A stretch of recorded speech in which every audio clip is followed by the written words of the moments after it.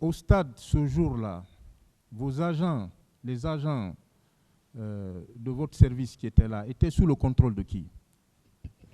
J'ai dit qu'il y avait la patrouille, et la patrouille était composée, c'est-à-dire c'est essentiellement le colonel Farimba qui planifiait la patrouille. Donc il sait pertinemment c'était sous le contrôle de qui, et je pense qu'il a déjà dit devant les juges, le pool de juges d'instruction. Conformément aux normes d'intervention, vous parlez de patrouille diurne et nocturne. Conformément aux normes, je veux parler des normes d'intervention dans ce cadre-là. Est-ce que vos agents portent des armes? Oui et non. Non si c'est la patrouille journalière, et oui si c'est la patrouille nocturne. Qu'est-ce qui justifie, parce que la question est revenue plusieurs fois, qu'est-ce qui justifie, quelle est l'opportunité de l'intervention de vos agents lorsqu'il y a des manifestations? L'opportunité se situe ici lorsque la manifestation passe derrière eux, et ils viennent derrière, comme j'ai dit. C'est-à-dire que c'est les terrains déjà conquis par la manifestation et ils sont là-bas pour ne pas que les petits bandits s'attaquent aux biens d'autrui. Ça a été toujours le cas dans ce pays. Donc je pense en ce moment-là, d'autres Guinéens peuvent dire, grâce à vous, on a été sauvés tel jour. Donc puisque nous sommes là-bas, je sais que c'est précisément leur rôle, ça. Rester derrière, partout où ils passent, et ils viennent derrière pour surveiller si quelques éléments ne vont pas s'attaquer aux biens d'autrui. C'est pour les empêcher. Est-ce que donner des ordres, que ce soit à votre niveau ou au niveau de Farimba, donner des ordres aux agents, est-ce que cela pose problème? Donner des ordres dans le bon sens, par exemple. C'est ça. Ça dépend des ordres. Parce que même l'armée a modifié un peu le règlement militaire en fonction de ça. Quand on disait dans le temps que celui qui donne l'ordre en est responsable. Non, ça c'est fini. C'est modifié. Si on donne l'ordre, si l'ordre n'est pas normal et que tu l'exécutes, tu en es responsable devant la loi et devant la juridiction militaire. Donc ça veut dire donner des ordres dans le sens positif n'est pas vraiment quelque chose de mal en soi. Et aviez-vous rencontré le président Moussa Dadis Camara le 27 au soir? Pas de tout, pas de tout. D'abord, il était venu fatigué, je pense, de son voyage. Et je pense que ce jour-là, je ne suis pas rentré. Comme je vous ai dit, j'ai été déjà évincé du camp. J'étais de l'autre côté. Donc, je ne suis pas rentré ce jour-là au camp. Vous dites que vous étiez un peu éloigné de ces bureaux. Est-ce que vous pouvez expliquer au tribunal cette configuration? Parce qu'il y a une confusion à ce niveau jusqu'à présent. Quand vous avez dit hier que vous avez passé la nuit dans votre bureau, il y en a qui ont cru que vos bureaux sont contigus au bureau du président. Expliquez s'il vous plaît cette phase-là. Non, mes bureaux n'étaient pas contigus au bureau du président. Vous savez, le feu général Lassana Conté a construit des immeubles à l'intérieur du camp. Et ces immeubles-là sont compartimentés, c'est-à-dire il y a deux niveaux. Il y a deux qui sont derrière, vers l'Imaya, dans le même camp, un camp de Faya, qui est un grand camp, vous le savez, c'est le plus grand camp du pays, parce que je peux dire.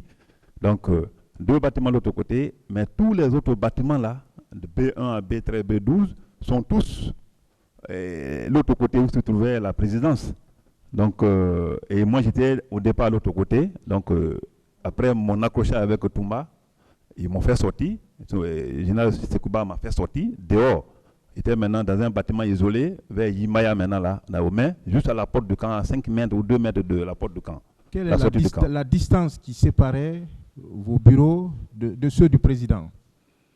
Bon, à peu près, la distance. Ouais, à peu près, on peut dire, estimé à 200, 300 mètres, hein, on peut dire comme ça. Mais il y a un mur séparatif qui sépare les deux entités. L'autre côté, le camp là, on appelait ça le régiment.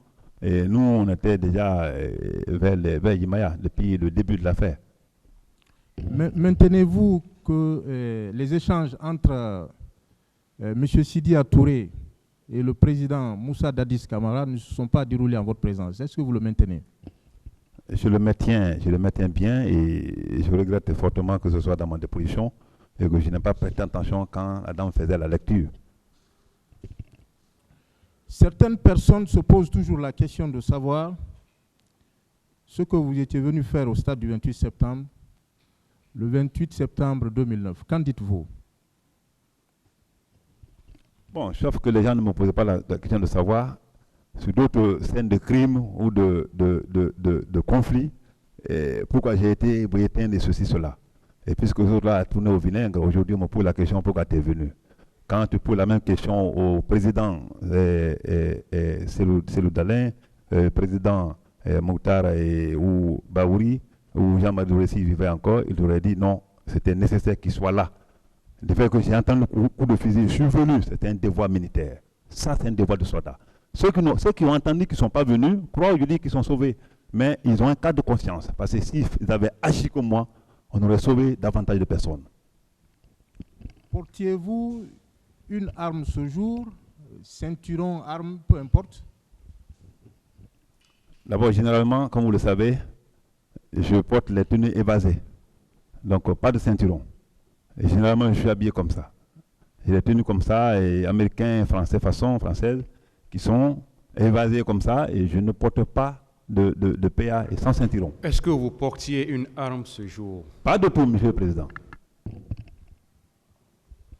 À quelle heure précise êtes-vous arrivé à Dixine?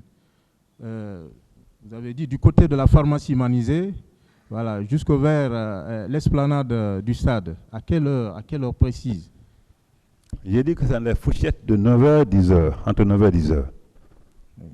Je ne sais pas maintenant quelle heure exacte, parce que franchement, il ne faut pas inventer les choses. Quelle était l'atmosphère à cet endroit? L'atmosphère était calme. Les policiers et les gendarmes se regardaient à distance. Les agents de maintien d'ordre et manifestants se regardaient à distance. Et moi, je suis venu dans ce vide-là, parce que les autres étaient sur l'esplanade, et les manifestants étaient juste en face de Manizé. Ils regardaient un peu les vidéos. Et je suis venu, j'ai regardé ma voiture, je ne me suis même pas adressé aux gens là. En réalité, demandez-les, il n'y a aucune vidéo ne peut le prouver. Je suis parti directement vers les manifestants. Et si vous me voyez, je suis seul au milieu de cette foule qui est en train d'applaudir. Pouviez-vous, dans ces circonstances-là,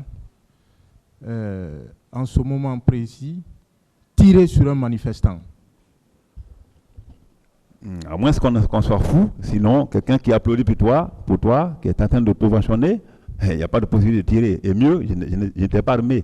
Et même si j'étais armé, c'est impossible, c'est impensable.